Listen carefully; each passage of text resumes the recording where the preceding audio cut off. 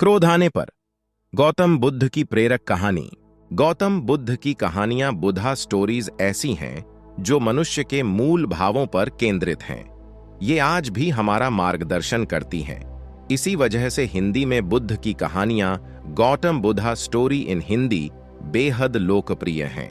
इस बात को ध्यान में रखते हुए आज हम आपके लिए एक बुद्ध की एक लोकप्रिय कहानी गौतम बुद्धा स्टोरी लेकर आए हैं, जिसका शीर्षक है क्रोध आने पर। यह एक ऐसी कहानी है जो हर किसी से जीवन से जुड़ी हुई है। हमें उम्मीद है कि गौतम बुद्ध की यह कहानी बुद्धा स्टोरी इन हिंदी आपको पसंद आएगी।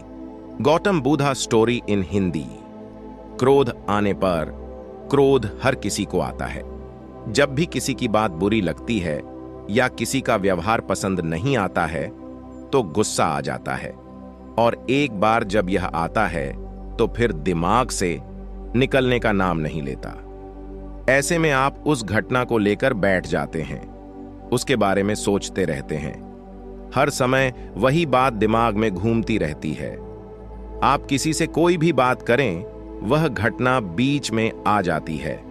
ऐसे में आप न चाहते हुए भी उस बारे में बात करने लगते हैं, उसकी शिकायत करने लगते हैं।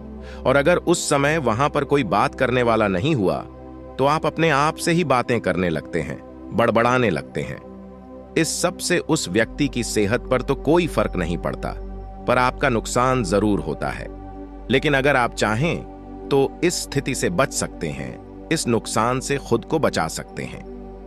कैसे? आइए जानते हैं। महात्मा गौतम बुद्ध की इस कहानी के जरिए एक बार की बात है। एक गांव में गौतम बुद्ध का प्रवचन चल रहा था। वे कह रहे थे, जब हम क्रोधित होते हैं तो दूसरों को नुकसान पहुंचाने की कोशिश करते हैं, लेकिन उस समय हम इतने आवेशित हो जाते हैं कि हमारी सोचने समझने की ताकत समाप्त हो जाती है। इसलिए क्रोध में हम सही निर्णय नहीं ले पाते और अपना ही नुकसान कर बैठते हैं। बुद्ध की उस सभा में एक गुस्सैल स्वभाव का व्यक्ति भी शामिल था। उसे बात बात पर गुस्सा आ जाता था। आज भी वह अपने परिवार वालों से झगड़ कर आया था, और उस समय भी उसके दिमाग में उथल पुथल मची हुई थी। इसलिए उसे बुद्ध की बातें अच्छी नहीं लग रही थीं। उसे लग रहा था कि जैसे बुद्ध उसे डांट रहे हों, सबके सामने उसकी बेइज्जती कर रहे हों। इससे उस व्यक्ति का क्रोध भड़क गया। वह अपनी जगह से उठा और बुद्ध के पास जा पहुंचा। इससे पहले कि कोई कुछ समझता, उसने बुद्ध के मुंह पर थूक दिया। यह देखकर वहां मौजूद लोग भड़क उठे और उस व्यक्ति के बारे में बुरा भला कहने लगे। लेकिन बुद्ध अभी भी अपनी जगह पर शांत बैठे हुए थे।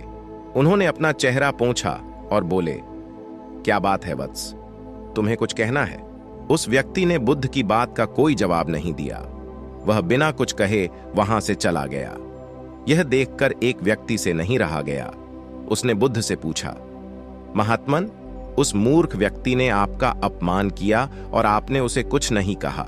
सकी बात सुनकर बुद्ध धीरे से मुस्कुराए और फिर बोले, तुमने शायद उस व्यक्ति का चेहरा नहीं देखा। वह बहुत परेशान लग रहा था। मुझे लगता है कि वह किसी चिंता में घिरा हुआ था। इसलिए ऐसे परेशान व्यक्ति को क्या दोष देना। बुद्ध पर थूकने वाला व्यक्ति सभा से उठने के बाद अपने घर चला गया। वह दिन भर बेचैन रहा। उसे अपनी करनी पर पछतावा होता रहा।